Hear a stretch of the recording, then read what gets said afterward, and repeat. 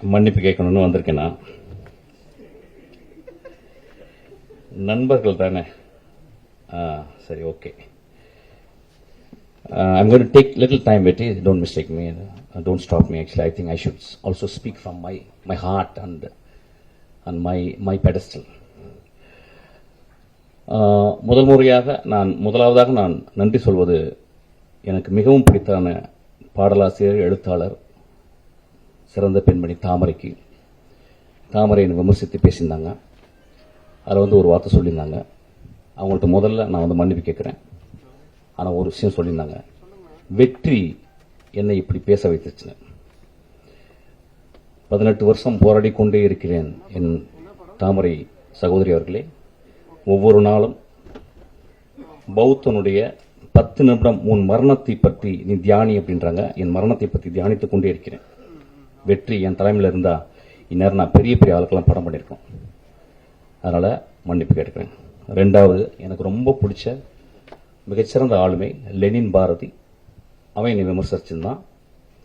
அது தத்துவ ரீதியான விமர்சனம்.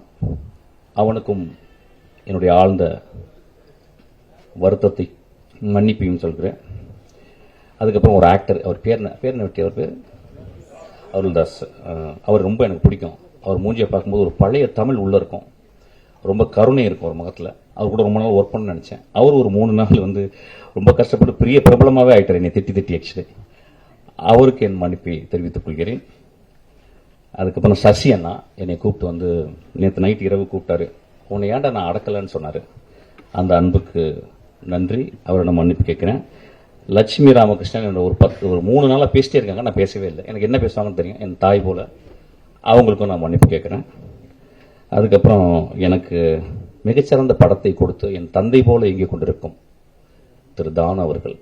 அந்த படத்தை எடுத்துருக்கும் போது இந்த மாதிரி ஒரு கான்ட்ரவர்சி பண்ணும்போது ஒரு ப்ரொடியூசர் அவருக்கு பாதிக்கும். முதல்ல அவருக்கு நான் என்னுடைய வருத்தத்தையும் மன்னிப்பையும் நான் கேட்டுக்கிறேன். அதுக்கப்புறம் என் மேலே செருப்பு எரியணும்னு சொன்ன ஒரு நண்பர், அவர் தயவுசெய்து 2 செருப்பாருங்க, அது 8ஆம் நம்பர் எறிங்க, என் காலுக்கு அதான் சைஸு. அவருக்கும் என்னுடைய வருத்தத்தையும் என்னுடைய மன்னிப்பையும் நான் கேட்டுக்கிறேன். இன்னொரு மனிதர் 18 வருஷமா என்னை திட்டிக்கிட்டே இருக்காரு. இன்னும் நான் 10 வருஷம் படம் பண்ணா இன்னும் திட்டுவாரு. அவருக்கும் என்னை மன்னிப்பை நான் கேட்டுக்கிறேன். இப்ப நான் பேசலாமா? ஓகே.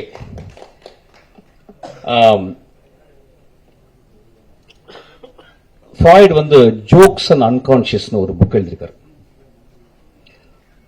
ஜோக் சொல்லும்போது, ஒரு நகைச்சுவை சொல்லும்போது, அதை ரிசீவ் பண்றவங்க, அதை வாங்குறவங்க, சிரிக்கிறவங்க ஆள் மனத்துல இருந்து தான் சிரிக்கிறாங்க. they never react from their conscious. ஒரு ஜோக்கினுடைய இயல்பு. அன்னைக்கு மேடையில் அதான் நடந்துச்சு. நான் அதாவது அமீரிடம், அதுக்கப்புறம் வெற்றிமாறன் மன்னிப்பு கேட்கிறேன். நிறைய பேர் அவங்க 2 பேரையும் திட்டினாங்க.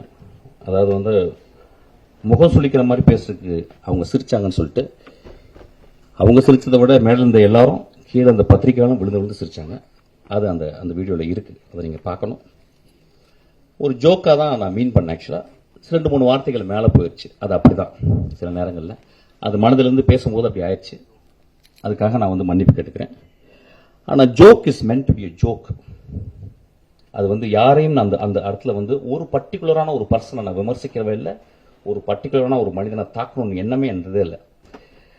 என்னுடைய ரொம்ப நேசத்துக்கு சொந்தமான என் விஷால், நானும் சண்டை போடும்போது, என்னை மோசமாக பேசும்போதும், என்னை பற்றி அடுத்தவங்களை தப்பாக பேசும்போதும், நான் ரொம்ப வெகுண்டு மேடையில் பேசும்போது ஒரு வார்த்தை கூட அவனை நான் மோசமான வசை வார்த்தைகளால் பேசலை.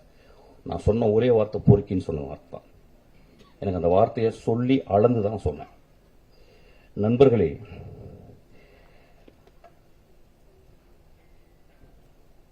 மேடையில் சொன்னாங்க, என்ன சொன்னாங்கன்னா, ஒரு மேடையில் பேசுறதுக்கு நாகரிகம் வேணும்னு சொன்னாங்க. நண்பர்களே,